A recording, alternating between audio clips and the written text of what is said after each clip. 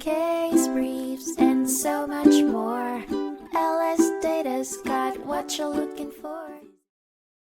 A 2011 case in the South Carolina Court of Appeals, Hollis v. Stonington Development, LLC, revolved around the controversial issue of excessive punitive damages and their violation of due process. Stonington Development, a company that neglected regulations regarding erosion control and stormwater runoff, was sued by the plaintiffs for severe flooding and damage caused to their property.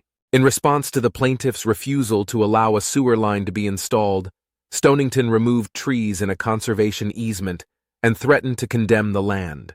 The trial court awarded the plaintiffs $400,000 in actual damages and $3.5 million in punitive damages. However, the appellate court found the punitive damages to be excessive and reduced the amount to $2 million. Despite this reduction, the court upheld the imposition of punitive damages, and Stonington abandoned any claims of trial court error. Case briefs, and so much more.